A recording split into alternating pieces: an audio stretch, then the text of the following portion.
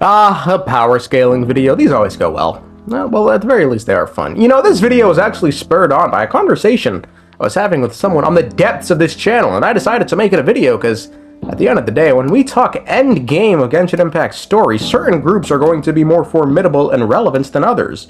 That's a given, sure, but what are the strongest ones? The most powerful ones who will have the greatest influence when that time comes, and you know, strongest and most powerful in this context doesn't necessarily mean who can fight the best. Yeah, that's a part of it, sure, but that's not all of it. So without further ado, let's rank the most powerful groups in Teyvat in order, starting out with number 5, which may come as a shock to, you know, some of you. It's the Archons. The 7 Archons of Teyvat are an interesting bunch in that they play an extremely unique role in the story, as despite being gods, they are but puppets to the ones above. They answer to something, and that thing rests in Celestia. The heavenly principles, how do I say this, gives Venti PTSD when Celestia is brought up in conversation. However, fear of them would also extend to even the almighty Raiden Shogun, who sealed off her nation and refused to let them truly live, so as to not anger the heavenly principles and have Inazuma meet the same fate as Conria. They even posed the curse of erosion on the warrior god Morax, which is part of the reason he stepped down as Geo Archon. The Hydro Archon couldn't rule her nation because of a prophecy given by the heavenly principles, and the Cryo Archon is waging war against the heavenly principles. When Celestia summons the Archons, they have no choice but to respond, such as the time they were summoned to Conria during the Cataclysm. So, lack of autonomy aside, the Archons are also in the unique position of, as a collective, having lost the most power since the start of the game. It's not even the 7 Archons anymore. The Hydro Archon is dead, the Cryo Archon belongs to another faction on this list, so it's like 5. The five are the 5 mighty Archons. And if we want to get real technical, 4 of them might not even be Archons, considering Azhdaha was able to sense that Zhongli is no longer the Geo Archon. Azhdaha, I am no longer the Geo Archon. I can sense it. Seeing as the only thing that changed since last they met was Zhongli giving up the Gnosis, this would indicate giving up one's Gnosis also renders them unfit to qualify as an Archon. But then, you know, that would also mean that A was the Archon for like, I don't know, 100 years before she gave that shit up. If that's the case, then there's only one Archon, and it's the Pyro Archon, which in a year, I mean, she probably won't have her Gnosis anymore, but I digress. Aside from not being able to directly influence the world because they're puppets of Celestia, they face another problem, and this is going to sound, you know, paradoxical because they're gods, and it's strength. Of the 5 remaining Archons, we know someone like dottore can best nahida in a fight. Lesser Lord Kusanali, you're an intelligent Archon. I'm sure you understand the disparity in our combat abilities at this time. Besides, you have no way to use that electro-gnosis in battle. She's reportedly not even the weakest one. Without a doubt, I am now the weakest Archon among the 7. But if that's the case, then there's really only 3 Archons who'd be able to actually pose a threat when it comes to a fight against other powerful beings. Those being the Geo Archon, the Electro Archon, and the Pyro Archon. Now I will say, there's a good chance the Pyro Archon ends up being the most powerful warrior god amongst these 3, you know, given she's the god of war, but we'll see. However, there's also another problem the Archons face, and it's something that's unique to them amongst the other groups on this list, which is they are subject to the natural order of this world, which not only includes the aforementioned erosion that worries people like Zhongli and A, but most importantly, Irminsul. We've seen that Archons too are subject to changes in Irminsul. And look, I know a lot of you niggas think Zhongli is immune to Irminsul, which, I'm gonna be honest, I, for the life of me, don't understand why. Guys, they changed his bio. His bio changed. It makes no sense for it to change if his memories weren't altered with. It should have just stayed the same. Look, it went from, quote, as time passed, many of the 7 titles changed hands, and only 2 remain of the first 7, Rex Lapis and the Anemo Archon. This is because, at the time, Rukkhadevata died, and, you know, following Rukkhadevata being erased from history, meaning he no longer remembers who she is, so he can't have remembered her death, he in turn now believes Nahida has always been the Denjo Archon, and so the new voice line reads as such, quote, as time passed, many of the 7's titles changed hands, and only 2 of the first 7 remain in positions of rulership, Rex Lapis and the Anemo Archon. But we gotta keep in mind, in this new timeline, or whatever the fuck you want to call it, Following the cataclysm, Nahida expended so much power she couldn't rule. She was captured by the sages, who then proceeded to rule in her stead. So quite possibly, the only explanation I could come up with is either A, Zhongli is in fact affected by Irminsul, or B, we're just being toyed with by the writers, which, can we not, bros?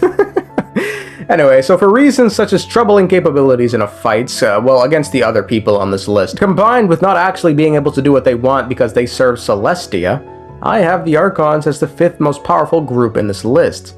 Now, if you want a group who's their own boss in Teyvat and not subject to the natural order of this world, it's our resident coven, the Hexenzirkel, a group of witches.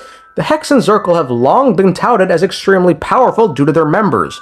They have Alice, the Grand Sorceress. She's been described as nigh omnipotent and been likened to a god. Alice has mastered a number of different fields, ranging from alchemy to astronomy. She's also seemingly traveled off-world and came back with things like the idol magazine she gave to Barbara, and it was because of her off-world knowledge she built the Dottore communication device, which is it's just a cell phone.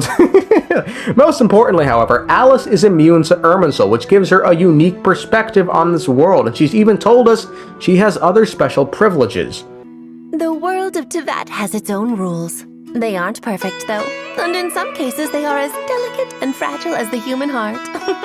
That's why I've been tasked with the job I have now, a job which gives me certain special privileges. Other powerful members of the Hexenzirkel include the infamous alchemist Dottore, the only person known to master the art of chemia. She's responsible for the creation of Durin, Rift Wolves, the Golden Wolf Horde, and like 2 versions or 3 of Albedo. And is heavily hinted at as giving Elinas his true form. Her creatures all went haywire during the cataclysm 500 years ago, bringing desolation to Teyvat. Another mage in the Hexenzirkel, Barbaloth, is extremely unique in that she's a visionary, someone capable of reading the fates of the entire world. Keep in mind, Mona is only able to read the fates of humans. She can't even do a god, yet her master can do all of Teyvat. Barbaloth is one of 2 named visionaries in Teyvat thus far, with the other being Vedelfonir. The Hexenzirkel also have Nicole, someone who Alice likens to a prophet, and again is immune to Irminsul. She can also speak in multiple people's minds, somehow. Keep in mind, the only other person who can just enter people's minds like this is the god of wisdom, Nahida. It's also worth noting, we know nothing of 2 more secret members of the Hexenzirkel that are alluded to exist based on the image we got when they were introduced to us, but have yet to be mentioned by Alice. Given they aren't gods, but rather witches, they aren't subjects of Celestia like the Archons are, and have found ways to circumvent the laws of Teyvat. The 4 we mentioned earlier have been around for hundreds, if not thousands of years, and are still going strong, studying and exploring the world, and with the amount of knowledge and sheer power they have, it will no doubt surely play a large role in the future, which is why they're the 4th strongest group in Teyvat. In 3rd, I place the Fatui. The Fatui are interesting in that most of their power on the surface level comes from just their raw strength. They are by far the strongest army in Teyvat. In addition to their army, they also have the Fatui harbingers, who stand 8 strong after losing 2 members, but most importantly, they still have those top 3 harbingers, Columbina, the Doctor, and someone who's been rumored to be the strongest being, if not human, in Teyvat, Il Capitano. In addition to this, the Harbingers also have 2 more heavy hitters, a royal mage from Conria, Piero, and Her Majesty the Tsaritsa, the cryo archon, who, I mean, this is a fucking rarity in Teyvat, has her own gnosis. Still. However, in addition to this, she's also got about 5 other gnoses. I mean, that's something. Clearly they must do fucking something if they're collecting them all. However, it's not just raw strength that places them this high, it's also their understanding of this world. So while yes, some of the lower ranked harbingers can get Irminsul, as we've seen with Child Wanderer, or now even the rank 4 Arlecchino, the higher ranking members of the Fatui have often kept, things from the lower ranks, such as Piero knowing the skies are fake, and only recently cluing Scaramouche in on this very fact. Oh, you are so naive, it kills me. Still, can't really blame you. After all, I used to believe the same thing myself. Up until a few moments ago, that is. A few moments ago? You mean... Look, I really don't have the time to do this right now. What was the jester thinking? He must have had some inkling of what we might discover on this mission. Would it really have been so difficult to give me a little forewarning? Or maybe he just wanted to give me a fright. Also worth keeping in mind, we actually just got confirmation from our writer at Smihelio that this scene showing dottore burning away Irminsul was not symbolic, but rather future content, which is interesting given the potential implications if he destroys Irminsul. We know Celestia highly values Irminsul's existence. It's the very reason Rukkhadevata was the only Archons not summoned to Khaenri'ah, because she had the more important task of protecting Irminsul. And Zhongli even points out all life could be in danger if Irminsul isn't healthy. As well as ruling over all of Sumeru, the god of wisdom Buer has a duty to guard Irminsul. Only one who possesses great wisdom could hope to shoulder these responsibilities. All life in Teyvat owes her gratitude for saving Irminsul. Which just makes you wonder what this crazy son of a gun is up to. This is what the Fatui is capable of. If he destroys Irminsul, will all the memories simply be released and everyone realizes how badly they were fucked with? Or is this simply how the Fatui intend to start the rebellion and officially declare war versus the heavenly principles? We'll see in the future, I guess. Also worth keeping in mind, the Descender's title and classification comes from the Fatui, who are able to obtain this knowledge somehow, which means they know a great deal about the actual history of this world, which shouldn't be possible if they too were only subject to Irminsul. Although, if I had to wager, the only ones who might actually be immune to Irminsul amongst the Fatui are like Piero, dottore, and the cryo archon, but we'll see. It's for their incredible strength combined with a deep understanding of this world that the Fatus are placed third on this list. In second, however, we have the power of darkness, the Abyss. The Abyss is interesting in that it greatly affects everything it comes into contact with. Nothing can contain it. It's not even that bastard crackhead Dragon King Nibelung. When he tried to use it to overthrow the heavenly principles, he failed and instead brought ruin to the worlds. Then when Apep used it, she failed and brought ruin to herself. Then Deshret used it. He failed and brought ruin to his kingdom. And then when Khaenri'ah used it, they failed and brought ruin to everything. Neither god nor man nor sovereign can utilize it. Despite both the light and human realm being at odds with one another, they still band together to fight off the void realm, given it's devastating to both. As a matter of fact, the Abyss is so dangerous. It's the reason the divine nails came down. Now, I want you to think for a second. These nails destroyed the places they touched, which indicates the winged one who sent down the divine nails reasoned destroying whatever area they were touching would be better than letting this abyssal virus run rampant into Teyvat, because that abyssal virus is a world's ender. The Abyss is a world-ending threat, be it Nibelung using it and bringing the world to the brink, or Khaenri'ah using it resulting in countless deaths in a global conflict. Nothing good comes from using the Abyss. This is all without mentioning the Sinner, who could very well be the will of the Abyss, who's seemingly able to nullify divine curses. The power of the Abyss, as a matter of fact, is the only power that can stain the great Rex Lapis's pillars. Quotes, rumors of sea monsters are commonplace in Liyue. Since the other shore is an unknown region that lies outside Teyvat, without the protection of the Seven, all that lies beyond is unknown chaos. Only power beyond the Order of Teyvat is able to stain the power of Rex Lapis black. Greater Lord Rukkhadevata said it best when speaking with Nabu Malikata. If one dares to imitate the forbidden arts, only calamity awaits at the edge of divine knowledge. As a matter of fact, the Abyss is so deadly that the reason the divine nails came down in the first place was because the Master of the Heavens was consumed by fear. Let that sink in. If something can scare even it, then it must truly be the most destructive and devastating force on this planet. However, despite its purely destructive nature, it has been successfully repelled on more than one occasion by our #1 group.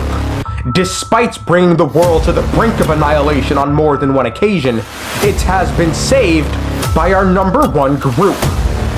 Because the strongest group in Teyvat, then, now, and still is Celestia! The current rulers of Teyvat, controlled by the heavenly principles featuring the lights of the Four Shades, our beloved sustainer of heavenly principles, and the primordial one, a progenitor god, hailing from beyond the stars. Together they put down the sovereigns at the head of their strength in 40 years flat, despite the sovereigns having home court advantage and numbers. They put down the king of the crackheads, Nibelung, when he came back souped up on forbidden knowledge.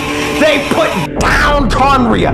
They put down that reptilian fuck Orabashi. They've healed the world with the nails. The Sustainer has showed us her feats when we met her. They terraformed the earth for our sake and put a fucking dome around it to keep humanity safe. And now they're looking to go back in squashing these rebellions. They truly are the most benevolent and omnipotent group in Teyvat. Need I say more? Yeah, actually, you do need to say more. Istaroth is currently doing her own thing, the Sustainer might be missing, and the Fanes is severely wounded following the...